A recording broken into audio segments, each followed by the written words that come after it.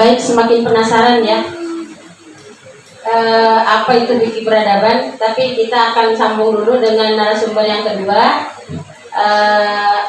Akan dikupas lebih jelas, lebih mendetil, sehingga kita akan memiliki pemahaman yang sedikit agak utuh tentang fikih peradaban yang akan disampaikan oleh Pak Kiai Idris Masmudi. Beliau lahir di Cirebon tanggal 4 Mei 1983. Ini juga kiai muda ya. Beliau riwayat pendidikannya ini dari SD, MTS, SMA, kemudian di pondok pesantren Lirboyo juga ya, sama dengan Pak Kiai Robi. Selanjutnya pendidikan formal S1 di UIN Jakarta, S1-nya juga ada di Ma'had Ad-Darussunnah, S2 di UIN Jakarta, S2 di Pasca Sarjana Unusia Jakarta. Beliau sekarang dosen di Unusia ya Pak ya? Apa itu Unusia? Oh, Universitas Indonesia ya. Oh iya gitu ya. Beliau akan menyampaikan lebih jelas tentang apa itu fikih peradaban. Kita simak saja supaya tidak bertanya-tanya dan semakin penasaran. Kita simak baik-baik dan kita catat, dan nanti kita akan buka diskusinya. Kepada Pak Kiai Idris dengan segala hormat disilakan.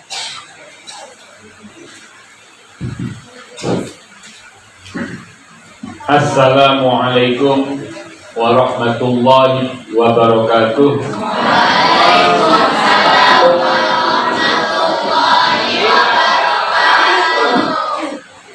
Bismillah, alhamdulillah, wassalatu wassalamu ala rasulillah Sayyidina Muhammad ibn Abdillah wa ala alihi wa mawalah. La hawla wa la quwwata illa billah, amma ba'da. Yang saya hormati, yang saya ta'zimi, Kiai Haji Fuad Kamanduri, Dr. Kiai Sobri Fayumi, Kiai Haji Solahuddin Fayumi, pejabat Kementerian Agama Kandepak, Pak Rifaudin yang mungkin sudah jalan pulang kembali ke kantor, jajaran Polsek Carnang dan Ramil, Pak Camat, Ibu Kades dan juga Pak Kades, para kiai, Ibu Nyai, Ibu Moderator, adik-adik, santri, siswa Pondok Pesantren Rodotul Atfal Astana Carenang Serang. Alhamdulillah saya bisa bersilaturahim, juga bersilatul fikri dengan panjenengan semua di majelis yang insya Allah berkah dan manfaat bagi kita semua, bikin waktunya wal akhirah.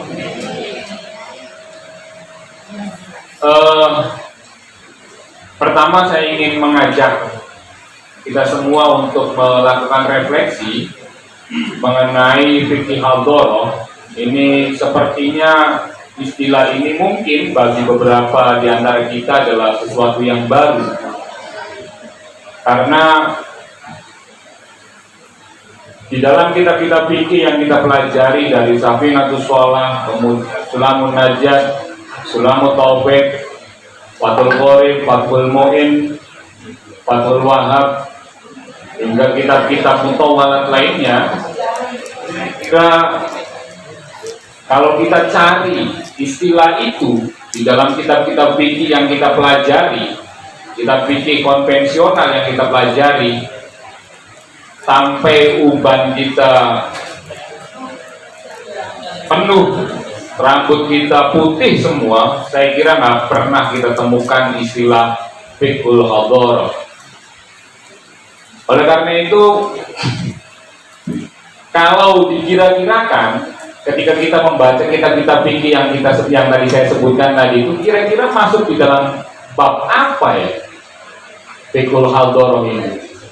Fikul siasah, fikul haldoroh itu masuk di dalam apa kira-kira?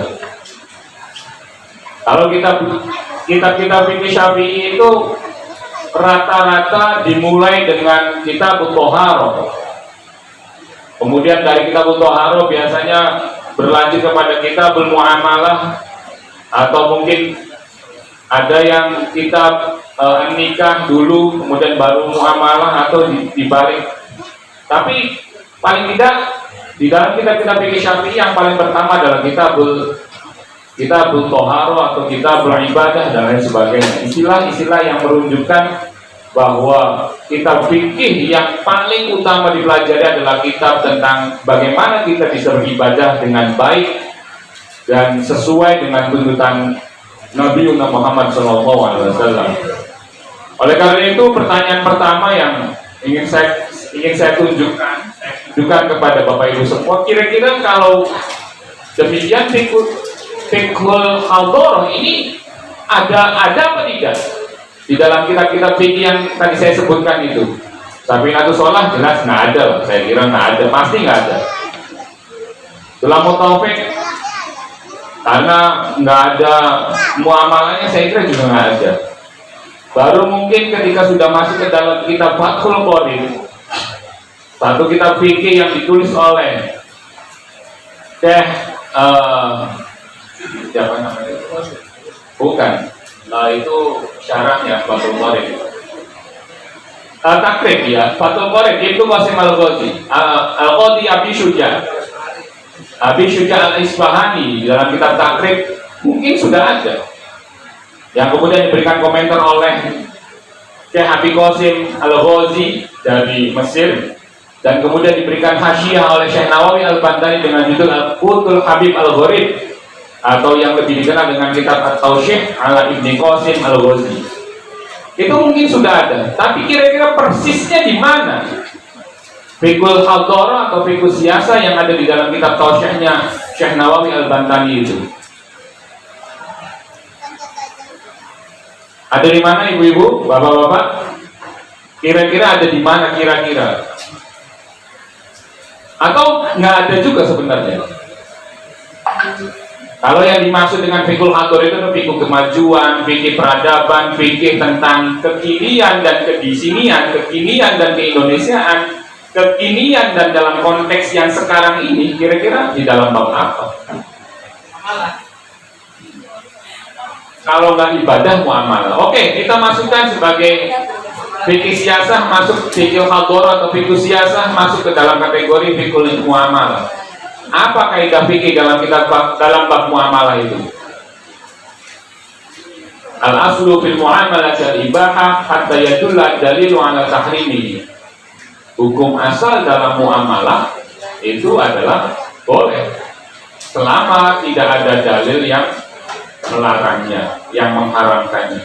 Ini berkebalikan dengan konsep fikih ibadah yang hukum asalnya adalah haram. Al-aslu fil ibadati at-tahrim hatta yadulla dalilu ala tahlili. Hukum asal ibadah haram. Kita nggak boleh menambahkan ibadah. Sholat yang 5 waktu karena kita saking semangatnya sholat, menambahkan 1, menambahkan 2, yang 4 rakaat ditambahkan jadi 6, jadi 10, nggak boleh. Hukum asal ibadah begitu. Kebalikannya hukum asal muamalah itu boleh sampai ada dalil yang melarangnya. Oleh karena itu, karena hukum muamalah yang cair itu, yang boleh, hukum asalnya boleh itu, maka konsep fikih siasah itu pada dasarnya sangat ditentukan oleh bagaimana para ulama merumuskan bentuknya. Oleh karena itu, ketika Khilafah Utsmaniyah runtuh pada tahun 1924, ulama sedunia tidak ada satupun, kalau saya keliru silakan dikoreksi, tidak ada satupun yang kemudian mencita-citakan berdirinya kembali Khilafah Islamiyah ala Turki Utsmani itu. Saudi sudah menjadi negara sendiri, kemudian negara-negara di dataran Arab itu sudah mendirikan negara sendiri-sendiri. Mereka sudah tidak ada lagi yang menginginkan konsep khilafah Islamiyah ala Turki Utsmani. Belum lagi kemudian pada tahun 1926 sampai 1945 terjadi perang dunia di antara blok sekutu dengan blok barat. Ada perang dunia yang akhirnya mengubah tatanan dunia. Ini boleh di Mbak slide-nya digeser. Nah, argumen utamanya apa? Saya ingin mengatakan argumen utama mengapa fikih siasah kita itu penting dibicarakan. Mengapa PBNU punya kepentingan untuk membuat halakoh fikih peradaban di 275 tempat kira-kira. Dan Kecamatan Carenang ada 2, kemudian di Serang secara total ada 6, di seluruh Indonesia ada 275 kira-kira, atau mungkin 300-an. Ada kepentingan apa sampai menggelar halakoh hampir setiap minggu sekali? Itu ada, setiap minggu itu sekitar 10 sampai 20 tempat yang dijadikan halakoh fikih peradaban ini. Ada apa? Mengapa ini penting? Ini bukan sekedar sosialisasi dari PBNU. PBNU tidak hanya ingin mensosialisasikan ini loh, ada fikih peradaban. Ini loh, dunia berubah. Tapi PBNU itu mengajak para kiai dan ibu nyai di mana halakoh fikih peradaban itu ditempati untuk memikirkan bersama. Ada perubahan dunia seperti ini, itu kiai-kiai diminta untuk memikirkan bareng-bareng. Ayo kita pikirkan bareng-bareng. Pidatonya Gus Yahya tadi di akhir-akhir itu kan keras sekali. Apa? Saya nggak bisa menirukan Gus Yahya marah-marah itu.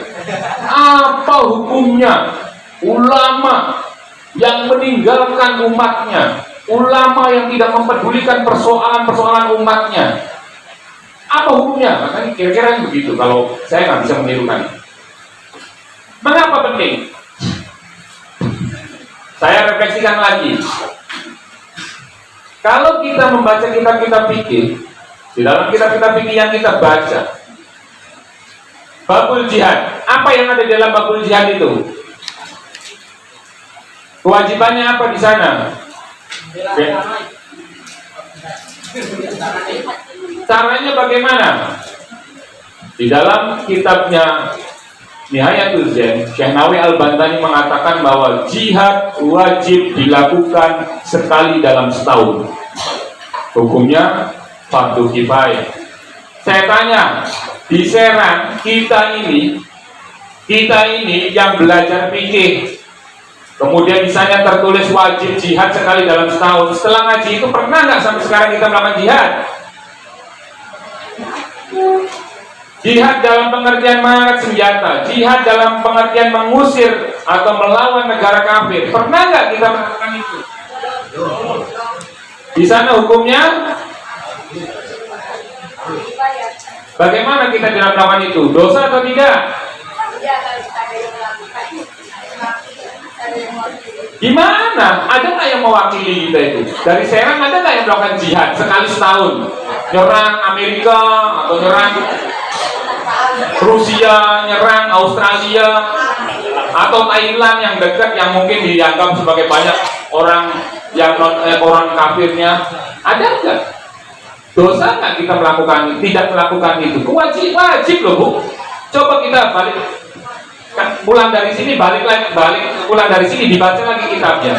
Bab jihad sekali dalam setahun, hukumnya fardu kifayah. Fardu kifayah konsekuensinya apa kalau nggak mengamalkan? Seluruh kita berdosa semua. Ada anomali, ada sesuatu yang tidak bisa kita nalar. Kita yang belajar fikih dari mulai As-Sholatan, Safinatus Sholah, Fathul Qorib dan seterusnya, yang disebut kewajiban jihad tidak melakukan jihad. Tapi ada orang yang tidak pernah belajar kitab-kitab itu, tidak pernah tahu kewajiban jihad. Seperti yang ada di dalam kitab-kitab fikih yang kita pelajari justru melakukan jihad atas nama jihad, mengebom sana sini, neror polisi, ngebom Bali, ngebom JW Marion dan lain sebagainya. Jadi kalau kita lihat realitas itu, kira-kira yang benar siapa, yang salah siapa? Ayo jujur. Itu satu ya. Yang kedua, saya ingin nanya lagi. Di dalam kitab-kitab fikih yang kita pelajari, kalau perempuan melakukan perjalanan tidak didampingi mahram, hukumnya apa? Hukumnya? Ibu-ibu kesini izin sama didampingi sama suaminya, sama mahramnya apa enggak? Didampingi beneran? Didampingi boten? Anak boten? Sekarang saya nanya ke Pak Kiai, kalau ibu-ibu nyainya itu acara muslimat, acara tahlilan, kondangan itu didampingi boten? Minta izin boten? Minta izinnya kalau sudah sampai di sini baru izin. Ya, saya lagi acara halakoh. Ya, saya lagi ini ya, izin ya. Izin gimana? Udah di tempatnya baru minta izin. Arab boten minggu.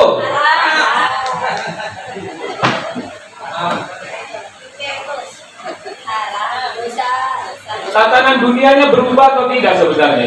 Jadi gini, saya ingin melihat bahwa ini ada teks-teks fikih yang kita pelajari, membincang A, B, C, D, tapi kemudian ada realitas yang berubah.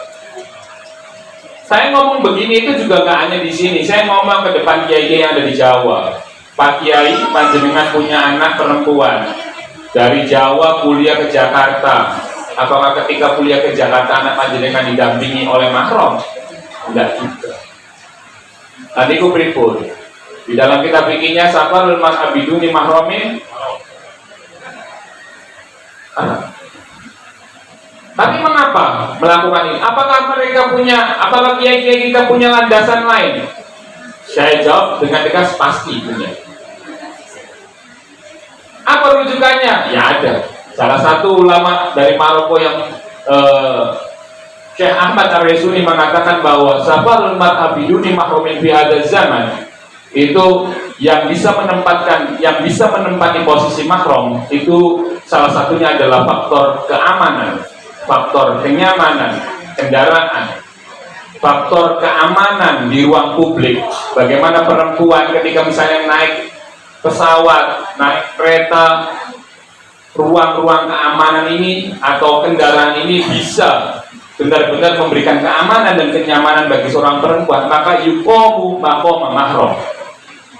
Itu Syekh Ahmad Ar-Resuni dari Maroko. Beliau menempatkan ini, dan ini memang rata-rata pendapat di dalam mazhab Maliki. Saya ingin mengatakan bahwa ada hal-hal yang sebenarnya ini perlu kita renungkan bersama. Dua tadi itu, satu jihad, yang kedua sebenarnya banyak lagi. Yang kedua tadi agar kita terpikirkan, ini iya ya, kita ini kalau dalam kitab fikih bunyinya begini tapi kita melakukan ini, apa dasarnya kira-kira? Nah itu kita harus diskusikan, direnungkan bersama. Nah kemudian begini, fikih siasa ini sekarang kita masuk ke dalam fikih siasa di Indonesia. Fikih siasa di Indonesia ini pada dasarnya punya sejarah yang saya kira berbeda dengan kawasan dunia Islam lainnya. Contohnya apa? Saya ingin memberikan contoh misalnya Kesultanan Aceh. Kesultanan Aceh itu pada abad 17 itu pernah dipimpin oleh 4 sultanah perempuan yang menjadi raja. Sultanah perempuan itu pernah menjadi pemimpin di Aceh pada waktu itu, jadi rajanya perempuan di Aceh itu 4 kali. Sultanah Safiatul Balura juga kan. Di dalam kitab fikih, syarat menjadi imam itu adalah, salah satunya adalah, dalam kenyataannya Aceh pernah dipimpin oleh 4 sultanah perempuan, dan gubernur Banten pernah dipimpin oleh, bahkan keluarganya sebentar lagi akan mencalonkan perempuan lagi. Bupatinya perempuan lagi. Calonnya perempuan lagi. Gimana itu?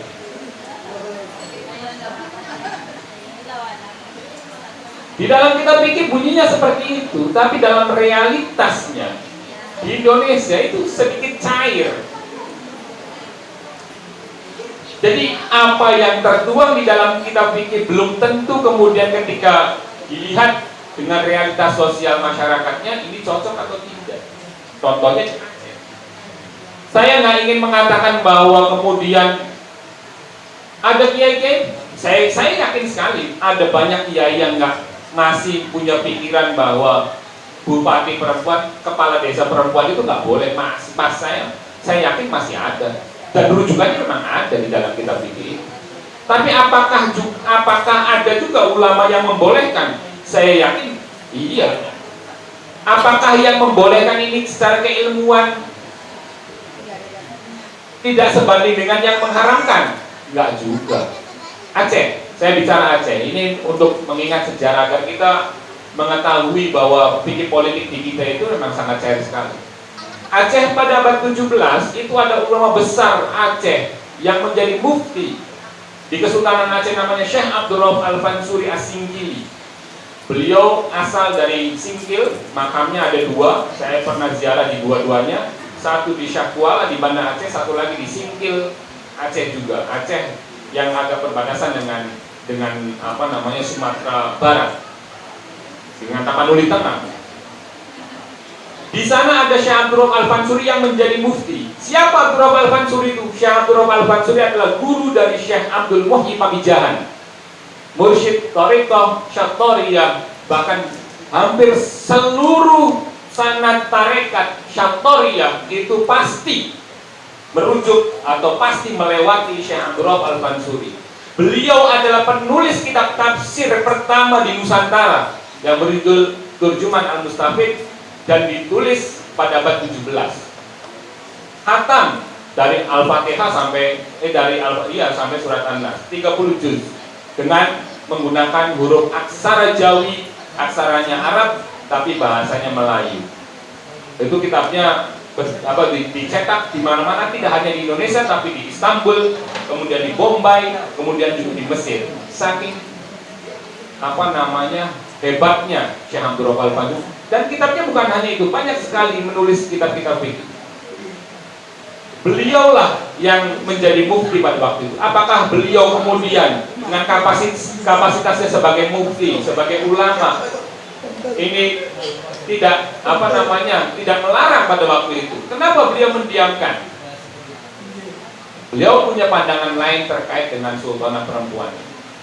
Nah, itu yang kedua. Yang ketiga, fikih siasa di Indonesia ini karena karakter kita itu kalau dalam Ahlus Sunnah wal Jamaah, dalam fikih kita definisi Ahlus Sunnah wal Jamaah itu dalam fikih mengikuti salah satu dari 4 mazhab. Kemudian dalam tasawuf mengikuti salah satu dari 2 mazhab, Imam Junaid maupun Ali. Di dalam akidah mengikuti salah satu dari 2 mazhab, Abu Mansur Al-Maturidi dengan Abdul Hasan Al-Asy'ari.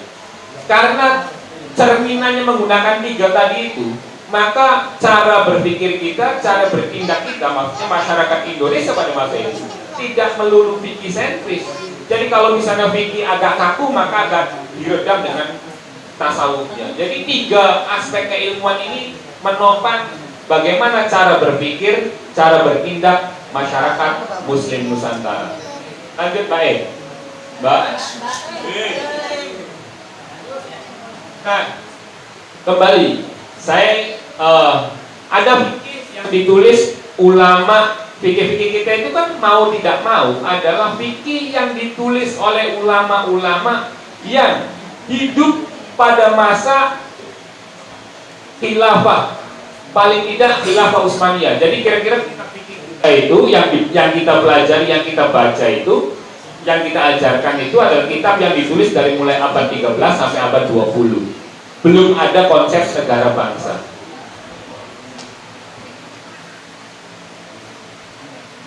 Tata dunianya berubah. Kita pikir lagi nih ya, saya membicarakan salah satu yang tertuang di dalam kitab fikih adalah status non-muslim. Non-muslim itu ketika mereka tinggal di negara muslim, maka dia tidak punya hak dan kewajiban yang sama sebagaimana umat Islam. Contoh, kalau di dalam kitab fikih, kalau umat Islamnya menggunakan, menaiki, punya kendaraan kuda, maka non-muslim tidak boleh naik kuda, tidak boleh punya kuda. Paling tidak dia boleh punya kuda. Dia harus menggunakan azunar. Kalau Yahudi, azunarnya warna apa, sabuknya warna apa, pakaiannya warna apa. Jadi dalam pakaian saja mereka harus dicirikan, harus punya ciri. Ini ini Yahudi karena sabuknya hitam. Oh ini Nasrani, ini sabuknya merah atau kuning dan seterusnya. Dalam konsekuensi bikin rumah nggak boleh di pinggir jalan. Kalau kita nggak punya kendaraan, maka mereka juga nggak boleh punya kendaraan. Kalau ditarik dalam konteks sekarang kita pikir yang kita baca itu, maka kalau Kia robek mobilnya Ras, mereknya Rus itu Ras, Toyota Ras, maka non-muslim nggak boleh punya Pajero. Kalau ibu moderator punyanya mobil Avanza, maka non-muslimnya nggak boleh punya Innova. Kan begitu. Kalau kita mau melihat fikih kita kan seperti itu konsekuensinya. Kalau kita rumahnya itu hanya satu tingkat, mereka nggak boleh 2 tingkat. Pokoknya nggak boleh lebih dari kita. Itu konsekuensi yang ada di dalam kitab fikih klasik kita. Bagaimana kita menerapkan itu? Bisa nggak kita terapkan? Nggak bisa. Yang punya Ferrari belum tentu muslim, yang punya mobil harganya 10 miliar, 20 miliar belum tentu. Lah kita punya Avanza saja udah bersyukur banget. Mereka beli Avanza, mungkin satu mobilnya mereka yang non muslim itu punya mobil satu ya seharga 20 Avanza kita mungkin, karena mobil-mobil mahal itu. Lanjut Bang. Negara bangsa tadi sudah saya sebutkan. Terus lanjut lah, globalisasi ini salah satu hal yang menurut saya penting. Ini kita harus sadar bahwa tatanan dunia ini berubah karena faktor globalisasi. Orang pindah dari satu tempat ke tempat yang lain itu dengan mudah sekali. Satu contoh, sesuatu yang pasti tidak ada di dalam kitab fikih adalah soal paspor dan visa. Dulu kalau kita mau ke Malaysia, ke negara Thailand, atau mungkin ke Mekah, kalau zamannya Syekh Nawai Al-Banna ini sudah masuk ke era kolonial dan harus diizin sama kolonial. Zaman kesultanan lah dulu, zamannya Sultan Maulana Hasanuddin, mau pergi ke Saudi, mau haji, itu ada paspor atau tidak? Nggak ada. Sekarang itu kita mau ke tempat lain itu harus ada kita selain paspor kita juga harus punya visa, kecuali yang memang negara-negara yang membebaskan visa. Pertanyaannya, bagaimana visa, paspor menurut kitab fikih? Di mana? Coba cari di Fathul Qorib. Visa dan paspor dalam Fathul Qorib. Ya nggak ada orang Fathul Qorib ditulis di abad 13, ini sekarang sudah abad 21, udah mau abad 22 nanti. Nggak ada.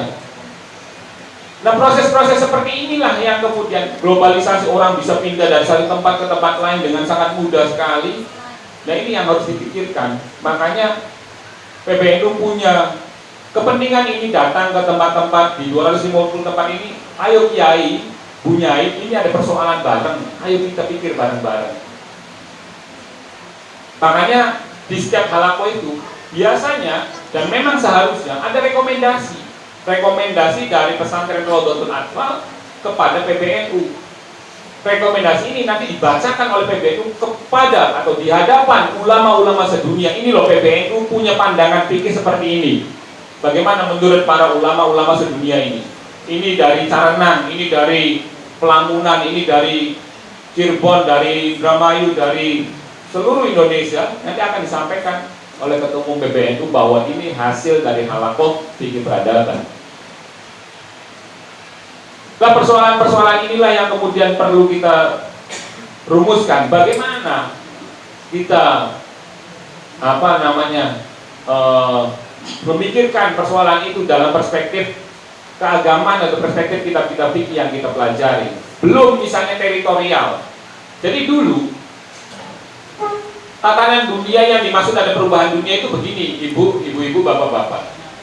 Dulu zaman Nabi, kenapa Nabi bisa melakukan penaklukan ke daerah yang lain? Zaman Khalifah itu yang tadi malam nonton Maroko misalnya.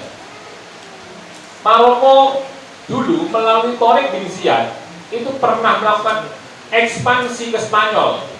Spanyol jadi Muslim. Dari Spanyol kemudian melakukan ekspansi lagi ke Portugal. Portugal sebagiannya Muslim. Di Spanyol kemudian berdiri negara daulah Andalusia melalui Tariq bin Ziyad. Dulu boleh saja antar kita punya kekuasaan, ya misalnya Banten, Carenang dulu kita punya kekuatan Carenang, pengen lebih kuat lagi, desa sebelah kita ajak. Ini diajak itu bukan berarti kemudian diajak perang, langsung diajak perang. Tidak semua fathu oleh Nabi atau para sahabat itu dilakukan melalui perang. Fathu Makkah itu tidak dilakukan melalui perang, negosiasi. Bagaimana ini kita bisa masuk? Akhirnya umat Islam bisa haji dan lain sebagainya. Sebetulnya kan nggak boleh. Ini kalau di dalam kitab-kitab sejarah disebut sebagai fathu. Ada satu kitab namanya Futuhul Buldan. Berarti kalau diterjemahkan itu adalah penaklukan negara pada masa khilafah, baik Abbasiyah maupun Umayyah atau khilafah-khilafah seterusnya. Jadi dulu itu kalau satu kekuatan pengen memperbesar daerah yang lain itu boleh melakukan penaklukan. Tapi ketika kemudian konsep itu sudah ada konsep negara bangsa, ada PBB yang mengatur, maka dulu juga misalnya sebelum Indonesia lahir, ya, Belanda punya kekuatan, punya keinginan, awal-awalnya dagang melalui VOC menjajah Indonesia. Prancis menjajah Maroko, Prancis menjajah Mesir, dan seterusnya. Mereka yang punya kekuatan boleh menganeksasi, boleh memakan, boleh mencaplok negara-negara yang lemah-lemah itu. Hari ini nggak bisa. Di zaman Islam juga sama, Madinah ke Mekah, kemudian ke Mesir, ke Syam, ke Yaman, dan seterusnya. Terus saja. Utsmani, Khilafah Islamiyah, Khilafah Utsmaniyah, awalnya di Turki, melebarkan sayap ke negara sebelahnya, awalnya ditawari ikut gabung atau tidak, kalau nggak diperangi, perang lagi, terus. Nah, di masa-masa seperti itu ada konsep yang di dalam fikih disebut konsep budak. Budak hari ini masih ada apa enggak? Masih ada, Bu? Enakan kiainya kalau masih ada budak. Nggak bisa poligami, boleh ngambil budak. Kiai, kan poligami nggak boleh sama istri. Katanya budak masih ada, ya udah kita ngambil budak aja kan? Kalau misalnya budak masih ada, maka ingat nggak di dalam kitab fikih itu auratnya budak itu seperti apa? Laki-laki. Ada nggak kira-kira perempuan kemudian auratnya seperti laki-laki sekarang? Kalau bisa banyak, di mana Kim? Bikin jalan.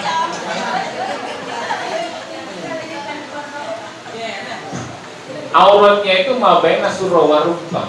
Yang ngeri sekali kalau memang kita lihat ini ada perempuan auratnya mabaina surah wa rukbah seperti laki-laki. Nggak ada perbudakan, nggak ada dalam seperti yang dikonsep di dalam kitab fikih, nggak ada. Kalau perbudakan masih ada seperti yang ada di dalam konsep fikih, maka itu akan membuat senang para kiai.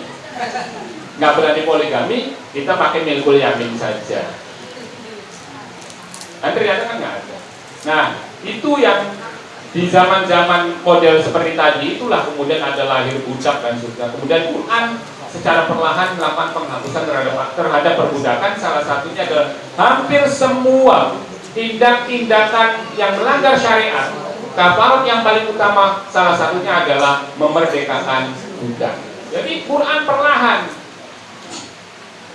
manusianya masih ingin melakukan perbudakan, tapi Quran terus menyerukan bahwa salah satu kafarat di dalam beberapa pelanggaran syariat itu salah satunya atau yang paling utama adalah memerdekakan budak. Oke, lanjut Mbak. Satu lagi, sebenarnya masih banyak, tapi ini satu lagi, karena ini penting, saya harus berdiri.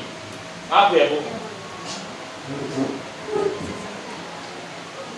Salah satu hal yang perlu kita pikirkan bersama, ini karena peta sosial keagamaan itu terus berubah. Identitas keagamaan itu terus berubah.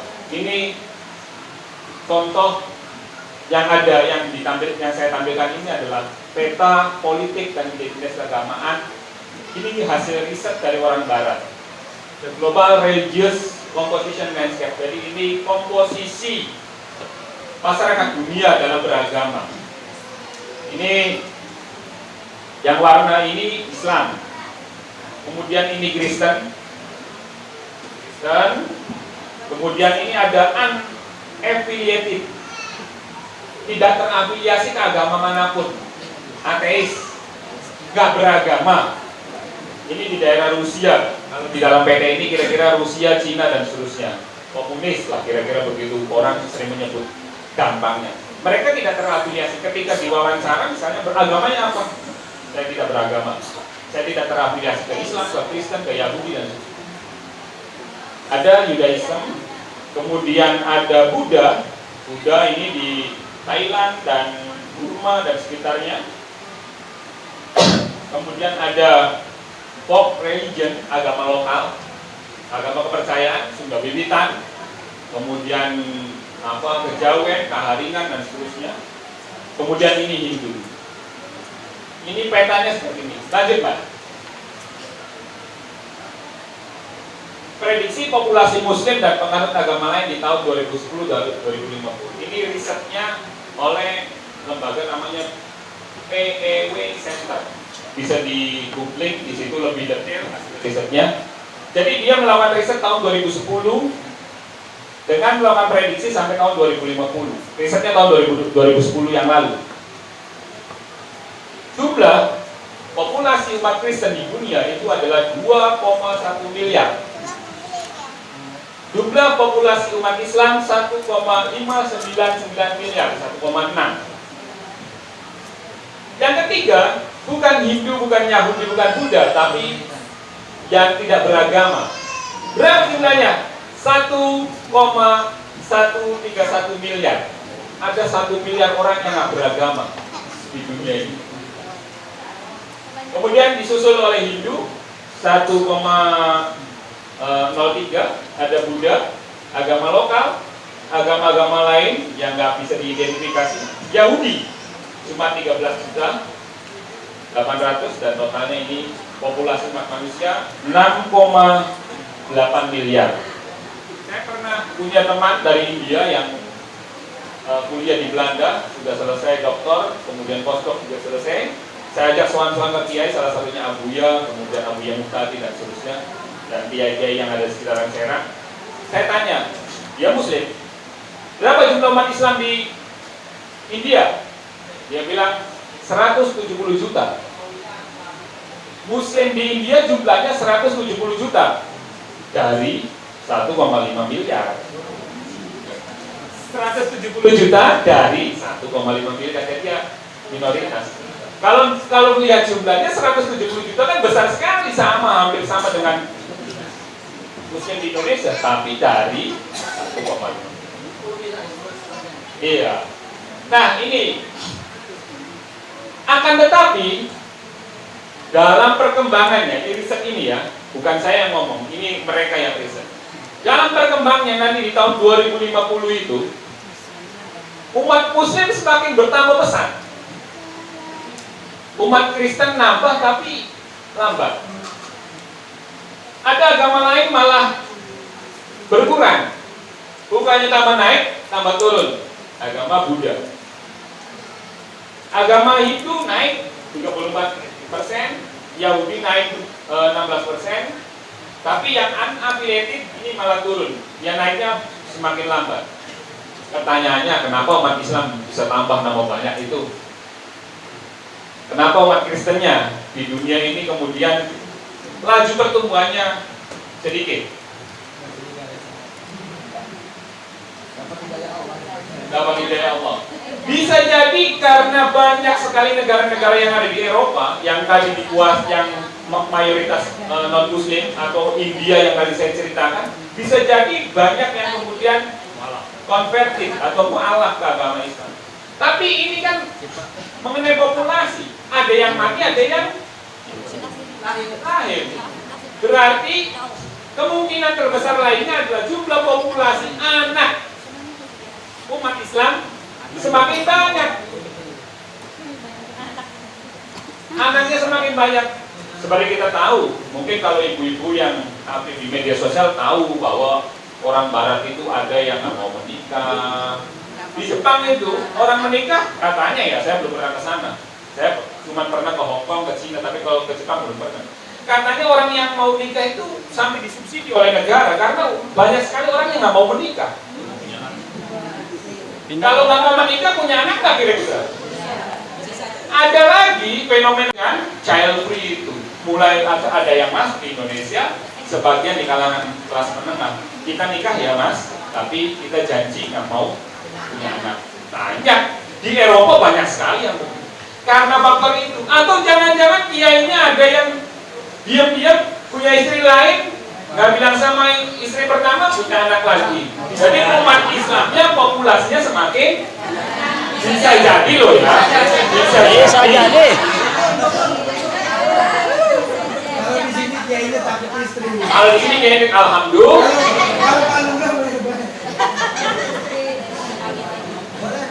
Jadi kemungkinannya sangat banyak sekali, tapi saya menduga bahwa memang di Barat orang sudah tidak lagi, sudah banyak yang nggak mau menikah, dan kalaupun menikah udah mau udah nggak mau punya anak, atau kalaupun punya anak biasanya dibatasin 1 atau 2. Kalau di kita bebas. Kalau orang punya anaknya berapa? Udah 4 dari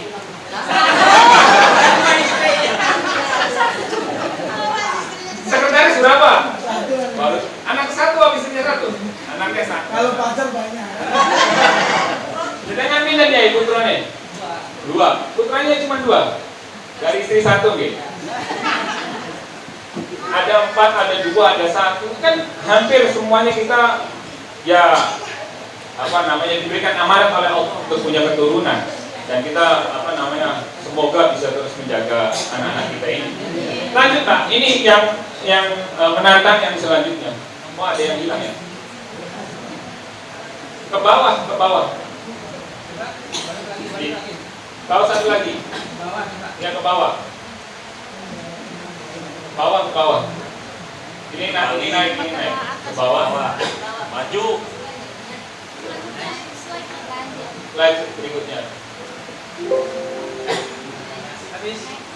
Enggak, ada satu lagi. Oh, nggak ada ya? Oke, balik lagi ke sana lagi, ke peta dunia tadi. Sebenarnya ada satu lagi, berarti nggak masuk di sini. Ke bawah, satu lagi yang tadi. Jadi nanti itu 2050, ini di slide berikutnya sebenarnya ada kurva menunjukkan yang tadi ini kan gapnya kan cukup tinggi. Dari umat Kristen 2,1, kemudian umat Muslimnya 1,6 miliar. Di 2050 itu karena pertumbuhannya naik, maka jumlahnya semakin sedikit gapnya itu. Ingat saya, umat Kristen itu di 2050 jumlahnya itu 3,1 miliar, kemudian umat Muslimnya sudah mencapai di angka 2,8 miliar. Jadi cuma 300-an juta perbedaannya. Dan nanti, ini riset ini kemudian diteruskan sampai 2100. Di 2100 itu jumlah populasi Muslim menjadi nomor 1. Karena umat Kristennya pertumbuhannya terus menurun, tidak cepat pertumbuhannya. Umat Islamnya terus tinggi. Bukan hanya karena faktor tadi yang bertumbuh, yang lahir dari orang tua yang beragama Islam, tapi yang convert, yang mu'alaf dan lain sebagainya itu juga semakin banyak.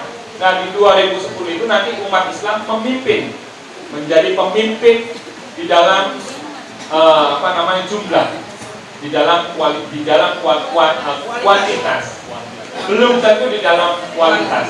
Karena meskipun seperti ini, diakui atau tidak, nomor satu secara kualitas adalah Yahudi yang menguasai dunia ini.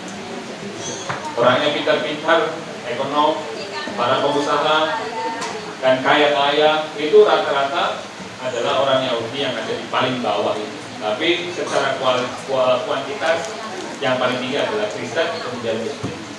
Selanjutnya, yang ingin saya tanyakan, ketika umat Islam kemudian menjadi pemimpin dalam jumlah, kira-kira akan terjadi perubahan tatanan dunia yang baru atau tidak? Pasti akan terjadi tatanan dunia yang baru. Apalagi misalnya kemudian secara kualitas, umat Islam juga ini kan ngomongin kuantitas nih, ngomongin jumlah, bukan ngomongin mutu. Karena kalau di dalam topik lain itu ada konsep fikih minoritas mayoritas. Minoritas dan mayoritas itu adalah biasanya di dalam soal jumlah, bukan di dalam soal kualitas. Karena banyak sekali orang-orang minoritas di sini, di Indonesia ini, secara jumlah, tapi secara kuantitas mereka adalah mayoritas. Karena mereka bisa mengakses uang, mengakses ekonomi, mengakses kekuasaan. Sementara orang-orang Islam yang ada di daerah-daerah ini, seperti kita ini, tidak bisa mengakses ke sumber daya, keuangan, ekonomi, kekuasaan, dan lain sebagainya. Nah, model-model seperti ini, perubahan yang akan terjadi ini harus kita respon. Yang sekarang juga harus kita respon, yang akan terjadi di kemudian hari juga harus kita siapkan. Bagaimana fikih bisa menjawab persoalan-persoalan yang terjadi di dalam tatanan dunia yang terus berubah ini. Saya kira itu yang bisa saya sampaikan. Kurang lebih yang mohon maaf. Wallahu muwaffiq ila aqwamit thoriq. Wassalamualaikum warahmatullahi wabarakatuh. Kita beri dulu kedua narasumber kita. Ini sudah jam 12.11. Mungkin kita bagaimana panitia? Atau kita ini dulu ya. Kalau saya bilang fikih peradaban tadi itu apa? Merawat, jaga, membangun peradaban. Oke ya? Sudah apa belum? Merawat, jaga, membangun peradaban. Saya sebut fikih peradaban, merawat, jaga, membangun peradaban. Sekali lagi, fikih peradaban yang agak kenceng gitu. Oke, merawat, jaga, membangun peradaban. Fikih peradaban, merawat, jaga, membangun peradaban. Kita isoma dulu. Bagaimana panitia? Langsung saja. Berarti kita buka sesi tanya jawab. Benar nih? Oh gitu. Oke, baik. Berarti kita buka sesi tanya jawab. Tadi beberapa diskusi kita cukup menarik ya. Rasanya ini kayaknya kaum perempuan terutama yang harus membentuk fikih peradaban, karena yang paling banyak bersentuhan terutama tentang belanja ya. Kita nggak punya pasar khusus yang sesuai dengan fikih. Asalnya pasar di Indomaret gitu ya, yang notabene bukan milik orang Islam. Untuk sesi tanya jawab ini kita buka sesi pertama dulu ya. Silakan disebutkan namanya, boleh juga instansinya, kemudian pertanyaannya langsung tujukan kepada narasumber. Mungkin langsung dijawab atau disimpan dulu? Langsung disimpan dulu. Oke, kita buka sesi yang pertama untuk 3 orang penanya. Ini nanti kalau yang nanya ada hadiahnya, ini ada salak, ada pisang ini ya. Oke, silakan dari kaum laki-laki dulu nih. Ini cukup seimbang sebenarnya, ada kaum perempuannya juga cukup banyak. Silakan kalau yang mau bertanya di ya ininya, mic-nya. Ya.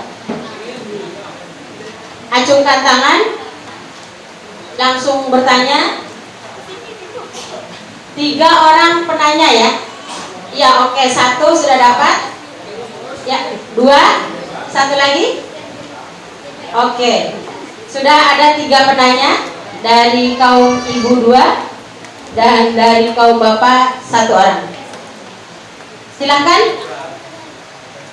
Terus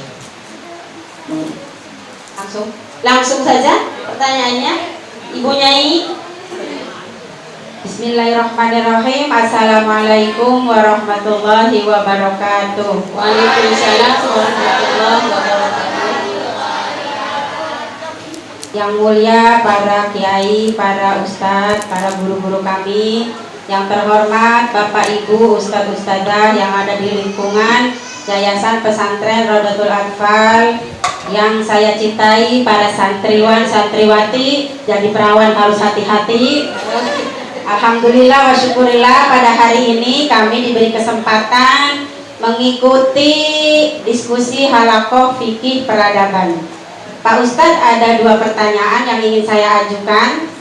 Yang pertama yaitu tadi kami sudah mendengar paparan panjang dan lebar. Di antaranya ada juga bagaimana prediksi keberadaan umat Islam di tahun yang akan datang. Yang ingin kami tanyakan yang pertama yaitu apa yang bisa kami serap pada diskusi kali ini. Kemudian yang kedua, apa yang menjadi motivasi Bapak Yai untuk memberikan halakoh atau diskusi yang bertema fikih siasah dan negara bangsa. Demikian saja yang bisa kami tanyakan.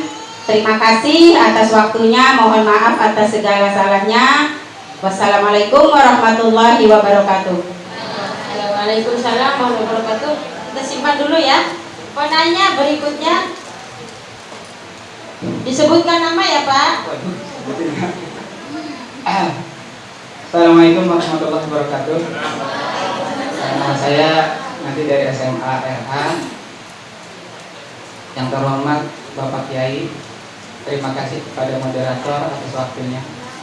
Tadi sedikit saya menyimak, mungkin ini yang hanya teringat di pikiran saya kaitannya dengan pemimpin tadi, bahwa umumnya kalau umat Islam gitu ya, biasanya kalau pemimpin itu laki-laki. Tetapi tadi Pak Kiai menyinggung sedikit masalah pemimpin perempuan. Pertanyaannya, apakah ini salah satu fikih peradaban juga? Kemudian sejauh mana Islam membolehkan pemimpin perempuan? Barangkali itu saja. Terima kasih. Assalamualaikum warahmatullahi wabarakatuh. Waalaikumsalam warahmatullahi wabarakatuh. Selanjutnya penanya yang ketiga. Bismillahirrahmanirrahim. Assalamualaikum warahmatullahi wabarakatuh. Saya Umar Hani, mungkin mewakili Majelis Taklim aja ya.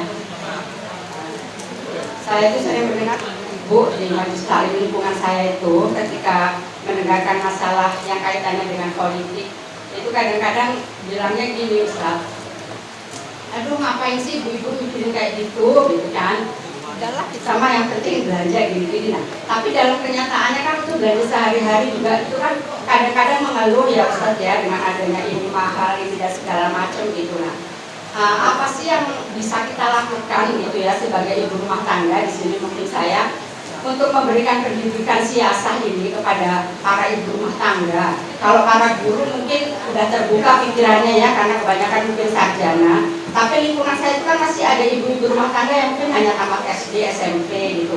Jadi kalau masalah belanjaan mah keluh apa-apa mahal. Tapi dia ketika ada ustazah yang mungkin sedikit ceramahnya mengenai politik, itu kadang-kadang nggak mau nerima gitu ustazah. Jadi kira-kira bagaimana apa yang bisa kita lakukan, itu yang pertama. Yang kedua, melihat populasi itu Ustaz, berarti kita umat Islam itu harus memperbanyak anak yang mungkin sesuai dengan perintah Rasul gitu. Tapi kenyataannya itu kan kita juga terbatas dari segi ekonomi nanti untuk pendidikan anak ke depan dan sebagainya. Jadi itulah mungkin pemerintah mengadakan program keluarga berencana ya Ustadz ya. Jadi gimana sih solusinya gitu ya, jalan keluarnya supaya umat muslim ini juga tidak punah, tapi secara kuantitas itu bagus, tapi secara kualitas juga bagus, bukan hanya kuantitas aja. Jadi apa yang harus dilakukan oleh kita sebagai muslim gitu dalam masalah populasi ini supaya kualitas dan kuantitasnya itu baik gitu. Mungkin itu aja, terima kasih. Wabillahi taufiq wal hidayah. Wassalamualaikum warahmatullahi wabarakatuh. Waalaikumsalam warahmatullahi wabarakatuh. Yang pertama, Pak Hilal, yang pertama tadi dari Bunya Ituti, pertanyaannya apa yang bisa kami serap dalam diskusi halaqah kali ini dan apa yang menjadi motivasi Pak Kiai sehingga mau berjauh-jauh gitu ya. Kemari datang memberikan ilmunya yang betul-betul baru buat kami di sini. Maka katakan di jawab Pak Kiai. Terima kasih. Yang pertama apa ya? Jangan-jangan saya ngomong sesuatu tapi nggak ada manfaatnya, nggak ada yang bisa diistifadah atau yang bisa diambil manfaat. Begini, namanya, kira-kira apa yang bisa kita ambil dari halaqah fikih peradaban? Saya kira memang mungkin informasi ya. Apa yang saya sampaikan ini adalah informasi yang saya kira mungkin sekali tidak terjangkau oleh Bapak Ibu semua mengenai konteks perubahan tata dunia ini. Jadi ada apa ya? Kalau di dalam penelitian atau di dalam riset akademik, skripsi, tesis maupun disertasi itu kan biasanya ada masalah itu adalah kesenjangan antara teori dan praktik. Teorinya, kalau kita membaca teori, yang saya maksud teori itu adalah apa yang tergambar di dalam kitab-kitab fikih. Sebagaimana yang saya sampaikan, babul jihad, babul itqi, bab tentang jihad, bab tentang perbudakan, bab tentang perempuan keluar dari rumah tanpa mahram. Ini kan teorinya seperti yang saya sampaikan tadi, itu jihad sekali setahun, ada perbudakan, kemudian perempuan keluar rumah nggak boleh kalau tanpa mahram dan lain sebagainya. Tapi dalam praktiknya hal-hal yang tadi itu apakah memang bisa dipraktikkan? Berarti kan ada masalah. Nah, masalah-masalah ini ayo kita rembuk bareng-bareng, kita rembuk bersama. Mengenai bab jihad, mengenai bab perbudakan, saya pernah waktu mengantar teman India itu Buya Muhtadi. Kebetulan waktu itu beliau sedang mengaji kitab, membacakan kitab, dan bab yang dibaca adalah bab tentang perbudakan. Kepada Kiai Junet kalau nggak salah di Serang, ini saya juga pernah nanya di dalam waktu yang sama ya, ketika saya mengantar teman dari India itu, bagaimana Kiai menerapkan, mempraktikkan bab-bab yang mungkin sekali sudah tidak relevan dalam konteks kekinian. Mengapa Kiai masih membacakan kitab jihad? Mengapa Kiai masih membacakan kitab perbudakan? Toh dalam prakteknya tidak diterapkan. Jawaban beliau apa? Jawaban beliau kalau Abu Yamuh tadi, jawabannya karena saya dulu ngaji sama Abah, sama Allah yarham Abu Yamuh tadi, Abu Yadimyati, dari awal sampai akhir, tidak ada yang diloncat. Oleh karena itu saya ingin mengajarkan kitab ini juga seperti Abu yang mengajarkan kitab ini dari awal sampai akhir. Soal kemudian relevan atau tidak relevan dalam konteks sekarang itu urusan lain. Urusan bagaimana kita menjelaskannya. Intinya apa? Intinya ingin mengambil berkah dari mu'alif kitab yang kita baca ini. Bukan semata-mata ingin menerapkan semua yang ada di dalam kitab fikih. Jadi mungkin itu salah satu yang bisa kita ambil faidah dari pertemuan kita hari ini, bahwa ada beberapa hal yang teori-teori yang ada di dalam kitab fikih, terutama bab muamalah ya. Kalau bab ibadah sampai kapan pun gak akan berubah. La majala lil ijtihad, tidak ada ruang untuk diijtihadi. Sholat sampai akhir zaman tetap menghadap, tidak mungkin menghadap Monas, tidak mungkin haji puasa diganti dari Ramadan ke Mulud atau ke Syawal atau ke bulan-bulan ini, nggak mungkin. Tapi kalau dalam konteks-konteks pergaulan sosial masyarakat seperti tadi, sangat mungkin sekali ada perubahan-perubahan, termasuk perempuan yang melakukan perjalanan tanpa mahram itu bisa berubah karena itu juga produk dari ulama. Atau bahkan pertanyaan yang kedua tadi mengenai bagaimana Islam memandang perempuan menjadi pemimpin, itu bisa jadi berubah. Apa sih landasannya kenapa perempuan dilarang menjadi pemimpin itu? Maksudnya dalilnya apa? Perempuan nggak boleh menjadi pemimpin itu? Apa? Di Al-Qurannya ada? Itu konteksnya apakah memang untuk jadi pemimpin? Iya, kami. Saya nanya, ini sebenarnya yang jadi pemimpin hakiki itu perempuan apa laki-laki? Beneran? Orang saya nggak tahu ya, bapak ibu, bapak ini, saya nanya ke bapak. Di rumah itu yang lebih dominan bapak apa ibu?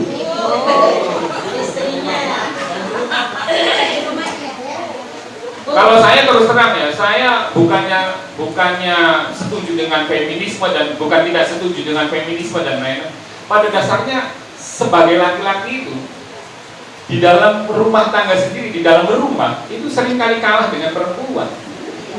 Pada dasarnya yang menjadi pemimpin rumah tangga itu perempuan.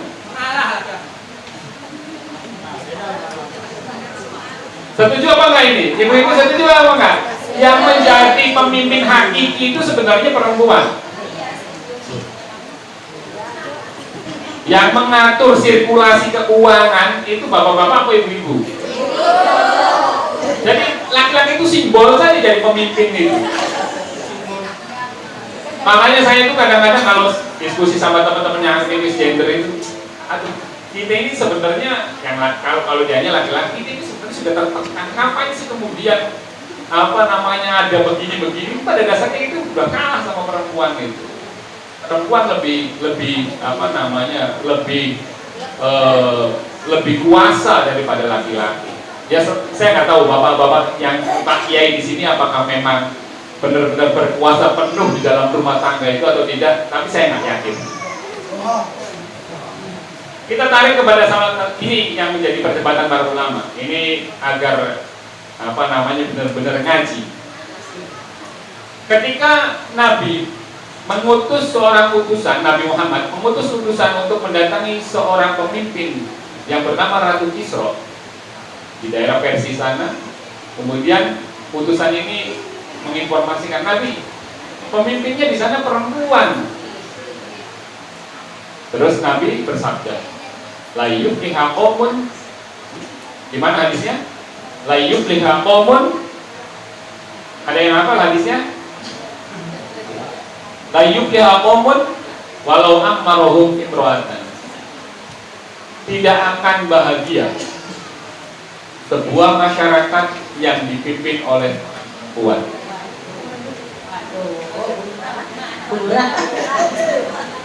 Gimana Bu Lura? Tidak akan bahagia masyarakat yang pemimpinnya perempuan. Hadisnya begitu. Hadisnya begitu, sahih hadisnya. Tapi gimana memaknainya? Oleh karena itu kita butuh untuk Untuk memahami hadis itu butuh pemahaman atau butuh ijtihad ulama itu. Bagaimana memahami hadis itu? Apakah hadis itu menunjukkan larangan? Ada unsur larangannya nggak di dalam hadis itu? Nggak ada. Karena itu kalam khobariyah, bukan kalam amar. Itu kalam khobariyah. Kalam khobariyah. Sekarang begini. Syekh Thohir Ibnu Ashur, salah satu ulama besar asal Tunisia, membagi diri Nabi menjadi 12, seingat saya 12 posisi. Jadi untuk memahami hadis Nabi itu, kita harus mengetahui posisi-posisi Nabi. Apa posisi Nabi itu? 1. Posisi Nabi sebagai Nabi. 2. Posisi Nabi sebagai pemimpin. 3. Posisi Nabi sebagai hakim. 4. Posisi Nabi sebagai manusia. 5. Posisi Nabi sebagai, banyak sekali ini. Kita bisa baca di dalam kitab berjudul Maqasid Syariah Al-Islamiyah karya Syekh Thohir Ibnu Ashur. Apa implikasinya? Implikasinya berbeda. Kalau Nabi bersabda dalam kapasitasnya sebagai Nabi, maka sabda itu harus ditaati oleh umat Islam. Kalau Nabi posisinya sedang menempatkan diri sebagai manusia biasa, maka bisa ditaati, bisa tidak. Contoh, suatu ketika Nabi sedang berjalan-jalan, kemudian ada sahabat yang sedang mengawinkan kurma. Kurmanya dikawinkan, saya nggak tahu dalam istilah pertanian itu apa namanya, dikawinkan. Kurmanya itu kemudian di stek atau apa, saya nggak ngerti dalam bahasa biologinya. Kemudian Nabi bersabda, janganlah kau disetek ini apa gini-gini. Kenapa Nabi? Ya nanti hasilnya nggak bagus. Ketika mengikuti Nabi, hasilnya justru nggak bagus. Kemudian sahabat itu bertanya kepada Nabi, melapor ke Nabi, kok ini malah nggak bagus hasilnya? Saya padahal menuruti Nabi di dalam perintah itu. Kemudian Nabi bersabda, apa sabda Nabi? Antum a'lamu bi umuri dunyakum. Kalian lebih tahu tentang urusan dunia kalian.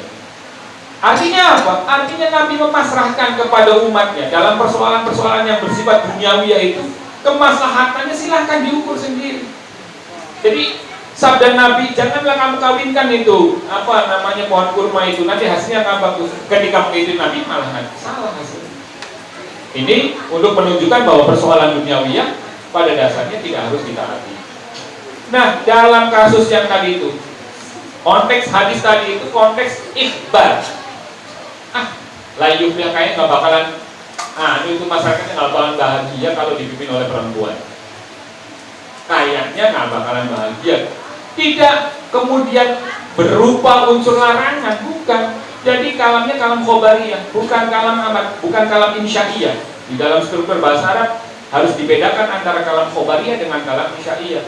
Kalam khobariyah tidak punya implikasi menjadi kewajiban atau menjadi perintah atau menjadi larangan, hanya mengabarkan saja, hanya informasi. Kalau dikaitkan dengan prediksi Nabi mengenai perkawinan kurma yang oleh Nabi dianjurkan tadi, tapi justru hasilnya tidak baik itu, kemudian Nabi bersabda, antum a'lamu bi umuri dunyakum, kalian lebih mengetahui terkait dengan perkara urusan dunia kalian. Dari sini bisa kita pahami bahwa kemudian kita lihat di dalam kitab-kitab fikihnya, perempuan tidak boleh menjadi imam. Di dalam konsep fikihnya kemudian lahir syarat menjadi imam adalah laki-laki. Apa dasarnya? Hadis tadi. Karena itu Ibu Kades, saya kira nggak masalah karena memang persoalan satu ya, ini persoalan istihadiyah yang khilaf ya. Yang kedua memang konteksnya sudah berubah. Oleh karena itu ibu-ibu yang tadi di belakang, apa yang bisa kita istifadah? Salah satunya adalah bahwa pemimpin kades atau kades perempuan itu sah-sah saja, tidak sebagaimana yang digambarkan di dalam kitab fikih.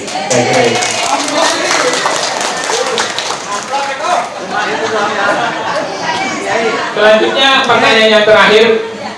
Cuma itu doang ya, yang apa Pak? ada bicara itu doang. Cuma kalau nabi itu nggak ada perempuan, itu ngomong itu mah bener ya? Benar dong. Kalau nabi nggak ada perempuan ya benar. Yes. Nabi nggak ada perempuan. Kalau malaikat ada perempuan atau tidak?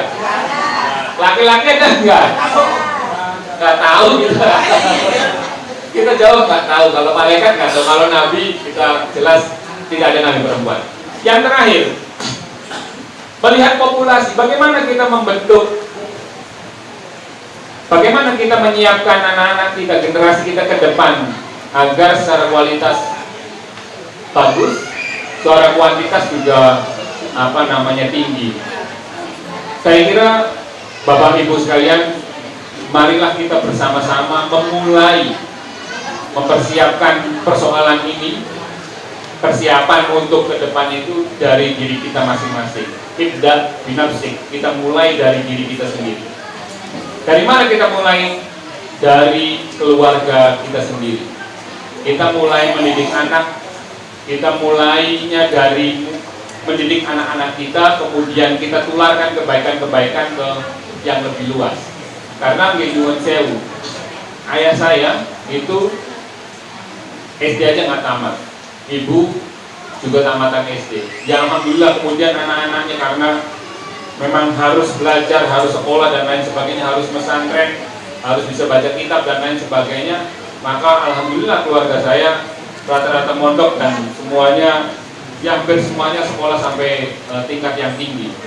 Jadi kalau misalnya kesadaran kita membentuk anak, ini terus terang ya, saya tahadus binikmah misalnya, menceritakan kebaikan kan nggak masalah. Anak saya yang paling besar itu umurnya 5 tahun, belum genap 5 tahunnya, 4 tahun setengah.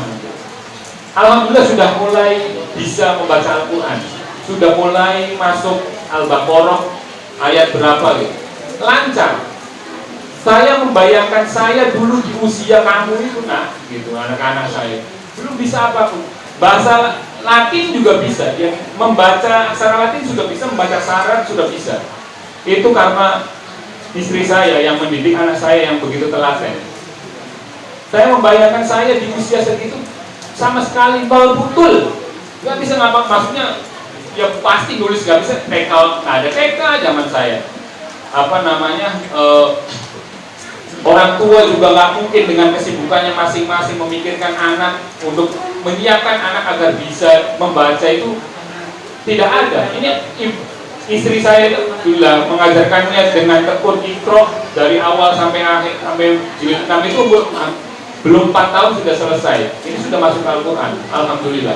Nah, kemudian juga dia bahasa Inggris sedikit-sedikit sudah bisa. Ini menurut saya kemampuan-kemampuan seperti ini harus kita siapkan anak-anak kita ini agar ke depan mereka punya akses yang lebih baik dibandingkan kita. Saya cukup yakin, ibu-ibu semua, cukup yakin dengan kita semua. Saya dengan generasi bawah saya saja, mereka kemarin saya ikut konferensi internasional, ada satu mahasiswa dari UIN baru S1, dia presentasi bahasa Inggris lancar sekali. Kemudian saya ngobrol-ngobrol dengan teman saya yang sekarang sedang postdoc di Inggris. Dia ngomong ke saya, ini bedanya kita dengan generasi bawah kita itu. Mereka sebelum kuliah itu bahasa Inggris sudah cas-cisus semua. Kita ini ya udah kuliah S1 bahasa Inggris juga nggak lancar, S2 selesai bahasa Inggris juga nggak lancar, S3 selesai bahasa Inggris juga lancar, itu juga nggak lancar. Jadi ketika keluar negeri ya artinya ya gitu-gitu doang. Bahasa Arab juga ya ala kadarnya. Dan ini alhamdulillah menurut saya salah satu yang memang harus kita siapkan. Ayo kita bareng-bareng mulai kita didik dengan baik anak-anak kita di ruang keluarga kita, kemudian kita tularkan. Kalau ibu panjenengan semua menjadi pengajar di sekolah ini, ayo kita tularkan kebaikan-kebaikan ini. Kita siapkan anak didik kita menjadi generasi emas. Karena Indonesia sendiri ini akan bonus demografi. Kira-kira tahun berapa buka Des? Bonus demografi kita di tahun berapa? 2024 kita akan bonus demografi. Secara kuantitas, ini masih ngomongin kuantitas juga. Itu adalah orang-orang yang di masa produktif. Tapi kalau kemudian di 2023 resesi global, sementara mereka ada anak-anak yang secara bonus demografi usia produktif, tapi lapangan pekerjaannya kemudian semakin menyusut. Seperti yang kita ketahui belakangan ini, banyak sekali perusahaan-perusahaan yang kemudian melakukan PHK kepada karyawannya. Lah mereka mau diapakan ini? Oleh karena itu, ayo kita bareng-bareng yang mengajar di sekolah, ayo ditularkan kebaikannya, ditularkan ilmunya dengan baik. Yang menjadi dosen juga demikian, yang menjadi pedagang juga harus dengan kejujuran dan lain sebagainya mencontohkan kebaikan-kebaikan, ditularkan kepada orang terdekat kita, kemudian orang yang terdekat lagi sampai kebaikan itu tersebar luas ke alam semesta, khususnya bumi Indonesia. Saya kira itu, Ibu. Ada yang terlewat?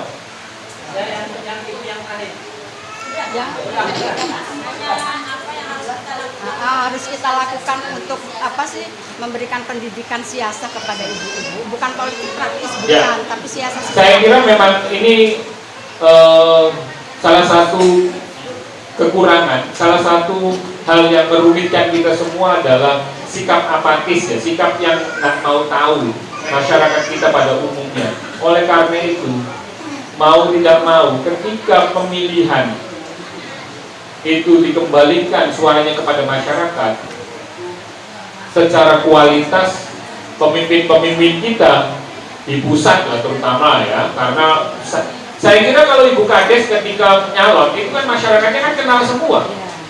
Tapi kalau anggota DPR yang Bapak Ibu coblos anggota DPR di sini, di kecamatan ini, kenal nggak dengan sama yang di pusat itu terutama? Itu karena ketidaksabaran, ketidakawarean, ketidakmauan acuh tak acuh kita terhadap realitas politik itu. Akhirnya kita tidak punya pemimpin yang secara kualitas, secara kapasitas, apalagi punya keberpihakan terhadap kita itu sendiri. Ini salah kita. Karena kita nggak punya seleksi memilih orang berdasarkan itu. Pemilihan itu ya kita itu, saya sendiri misalnya, ya dulu-dulu mengikuti madhabnya Gus Dur, selalu golput saya, nggak mau nyoblos saya, golput terus saya. Tapi setelah dipikir-pikir ini, kalau saya terus golput, kemudian suara untuk orang-orang yang menurut saya tidak punya kapasitas keilmuan, kapasitas menjadi pemimpin dan lain sebagainya, maka kita akan kalah. Oleh karena itu, patut diberikan ya informasi, kesadaran bagaimana menyadarkan ini, bahwa tapi dengan cara yang menurut saya harus elegan, cara yang dikemas dengan cara yang apik. Jadi diberikan pemahaman yang sekiranya mudah dicerna. Seperti yang saya sampaikan tadi ya, misalnya kalau misalnya kita di setiap pemilu disuruh memilih anggota legislatif, sementara anggota-anggota calon-calonnya tersebut tidak ada satupun yang kita kenali, lalu bagaimana mereka akan punya keberpihakan terhadap kita? Jadi dimulai dari model-model seperti itu. Saya juga sama. Ketika ke rumah, itu pulang ke rumah misalnya, ibu saya sangat terserah gitu. Tapi setelah sedikit-sedikit pada akhirnya kemudian ibu saya itu selalu mengikuti apa yang menjadi pilihan saya. Biasanya sering nanya, kira-kira siapa ya Chris? Kira-kira siapa ya? Gini, harus pilih siapa? Pasti nanya ke saya. Dan kemudian saya berikan informasi kalau ini begini, kalau ini begini. Jadi memang membagikan kesadaran melalui kira-kira kalau kalau kita tidak melakukan sesuatu maka akan berdampak apa kepada kita. Jadi dari situ yang terdekat, karena kalau kita bicara terlampau luas maka tidak akan nyambung. Jadi harus kepada sesuatu yang mengena pada objek yang kita ajak bicara itu. Apa dampaknya kalau sampean tidak melakukan pemilihan, tidak memilih, dampaknya nggak kenal dengan kamu kan ini. Saya kira begitu yang bisa saya jawab. Mohon maaf bila ada kesalahan dan keluputan atau pertanyaan yang belum terpuaskan.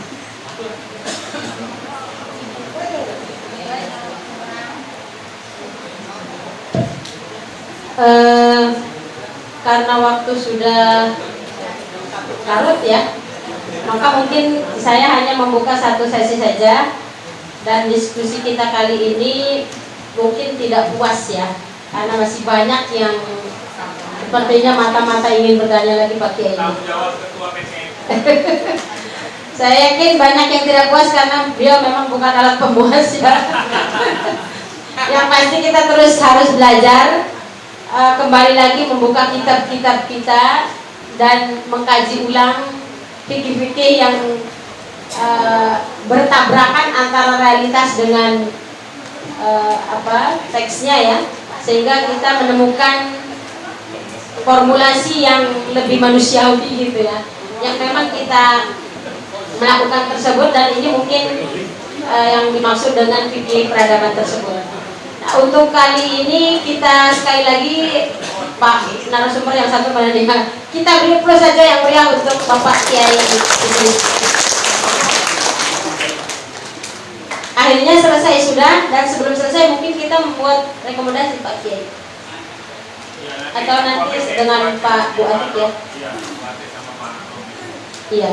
Baik Pak Robinya mana ini? Sebelum ditutup ada penyerahan cindramata untuk kedua narasumber. Sekali lagi kita ucapkan banyak terima kasih kepada narasumber, karena dengan paparan beliau kita semakin terbuka matanya. Kita tidak hanya belajar fikih tentang sholat, toharoh dan lain sebagainya, tapi kita mulai dibuka, apalagi ini tahun politik. Sebentar lagi kita dihadapkan dengan momen pilgub ya. Ya, pilek-pilek segala itu keluar nanti ya. Mudah-mudahan ini menjadi pembelajaran buat kita semua, supaya kita memiliki kemampuan untuk memilih pemimpin yang lebih berkualitas, sehingga peradaban yang akan kita buat juga lebih berpihak. Tentunya tidak hanya berpihak kepada satu golongan, tetapi demi kesatuan negara Republik Indonesia dalam rangka bermasyarakat, berbangsa, dan bernegara. Kita sekali lagi, karena sudah hadir dua-duanya, kita beri plus, kita ucapkan terima kasih kepada kedua narasumber kita. Kepada Bapak Dr. Andes Ade Fakih untuk memberikan cindramata kepada dua narasumber kita yang luar biasa, masih muda-muda, cerdas-cerdas, pinter-pinter. Mudah-mudahan keluarganya senantiasa diberikan